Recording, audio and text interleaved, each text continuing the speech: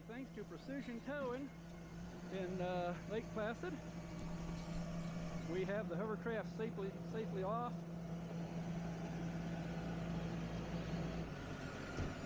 These guys have been great for helping us get that off of there.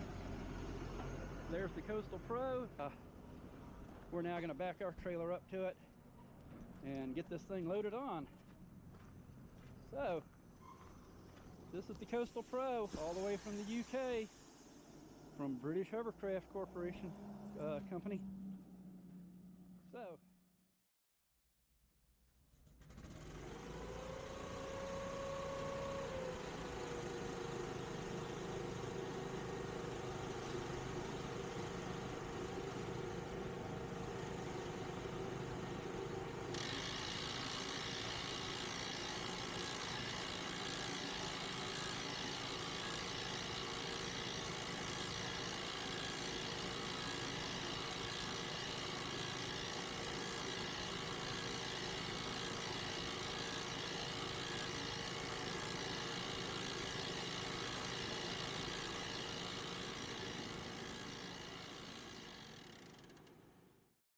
take two.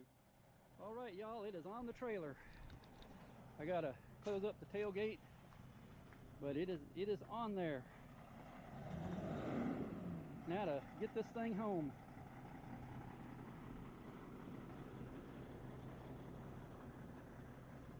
There you go. That works. All right. The Coastal Pro is home. Finally.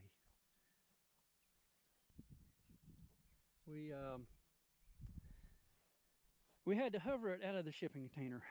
Ben did not do what he said he was going to do. He told me that it would be put on a pallet, and then the whole pallet would be put in the shipping container, and that it would be transported on a pallet. It was not on a pallet, so I actually had to put it on hover and have a rollback back up to the container truck and hover it onto the container truck, you know, by having straps hooked up to the back of it and winched on using the rollback's winch to slowly pull it onto the rollback. And then once we got it on the rollback, they pulled the container truck out of the way. They dropped the rollback down. I started to lift the engine and just flew right off the front, not a problem. Now the question's going to be is, will this thing hover off the back of this trailer? Well, let's see if this thing will actually fly off the back of the trailer. This will be an adventure to see.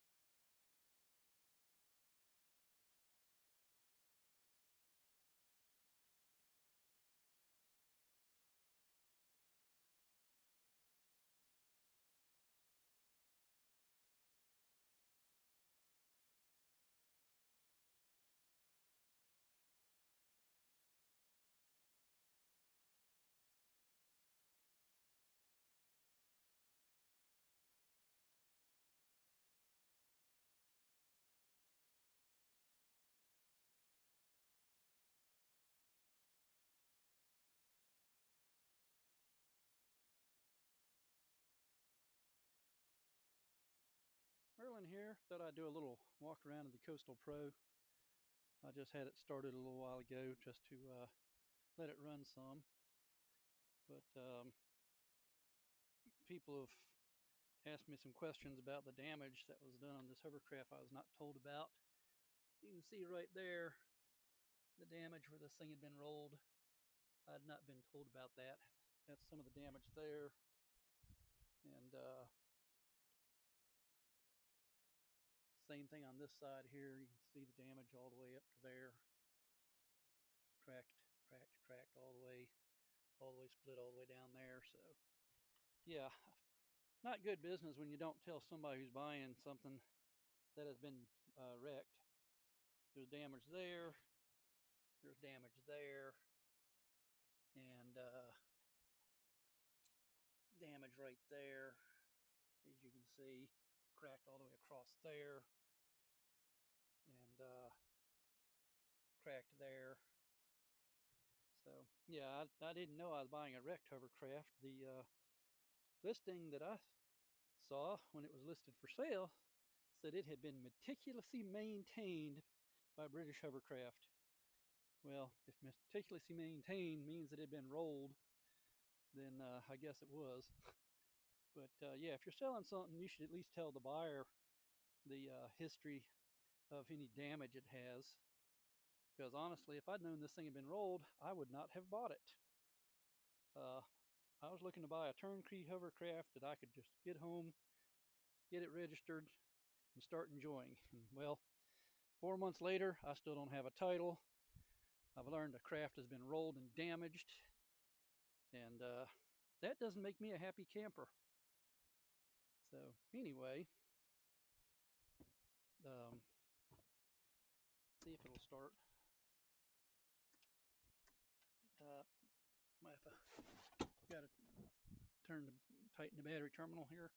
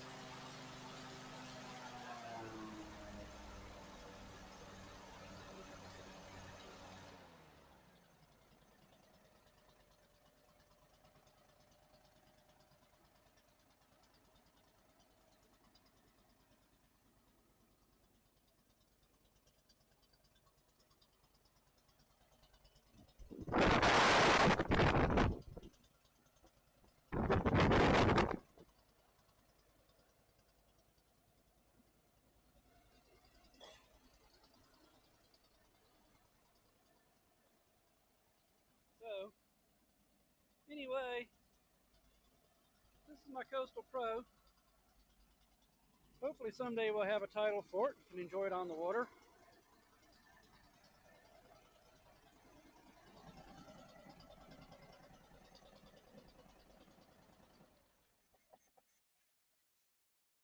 But yep, for right now, all I can do is start it up and run it in the yard a little bit.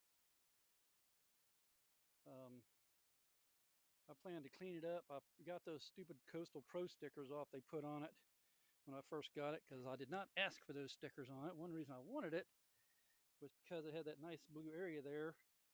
And what my plan is I'm going to put my YouTube channel name across the sides and use it for promoting my YouTube channel with my Adventures with Merlin YouTube. And that way, whenever I'm out on the water, people can see the name of my YouTube channel and be able to check out the videos I make with this thing, because that was one of the whole reasons I bought this thing. Was we got all these great lakes and stuff around here, and I was wanting to use it for making content for my YouTube channel, and of course just enjoying the heck out of. But so far I'm not enjoying the heck out of it. It's been more frustration than anything else. It cost me as much to get the thing shipped here as it did to buy it. And like I say, Ben at no point told me this thing had been damaged and that it had been rolled. And that, any way you look at it, is not good business. Then, on top of that, one reason we're having issues getting it licensed is he falsified the paperwork on it. Because you can see right here, that hull ID number says 2024, which I paid for a 2018 craft. And I don't know what year this thing really is because right there is a hull ID number and it says 2014. And that hull ID number in no way matches that number there. So I think that's probably another reason why I'm having issues of getting this thing legal. Because Ben falsified the paperwork. And there's no denying it. I mean, how do you explain that? You know, the thing says 2014 right there, and yet it's supposed to be a 2018. Well, if it was a 2018 model, it'd have nothing say anything about 2014. So, yeah, I would really like to know the explanation for that. And then, like I say, I paid for 2018, and he's got paperwork saying it's 2024. So, somebody got some splaining to do, as they would say. So, anyway, if you buy from B.H.C, just beware of what you're getting, because I was lied to about this. And clearly, if this was a 2018, it would not have any kind of data plate saying 2014 on it. So, yeah, I don't even know what year my craft really is. Do I think it'll be a nice, fun craft when I do get it legal? Yes. But if I'd known it had been damaged, I would not have bought it, because I paid what I considered pretty much top dollar for a used hovercraft. And like I say, you can clearly see the damage to the duct right there, and that's not going to get any better. And yeah, I was told, well, just take the outer duct off of it and repair it better inside. Well, that ain't easy to do either, because this is all riveted. Then, as you can tell, this is sealed, so this doesn't just come off of here. Yeah, that outer skin does not just come off of there. That's one thing I can say about the B.H.C craft. It is definitely well built. I mean, it's strong, it's sturdy compared to the duct here on the Hoverstar. You can see the duct on the Hoverstar is just 2 layers here, and you can see it's not even pieced together good and tight. So yeah, this duct is easy to take off, but that one there, definitely a whole different story. So hopefully it'll hold up. Definitely not happy about all the cracks and stuff and the damage and the internal damage it has. But I guess we'll find out how well it holds up.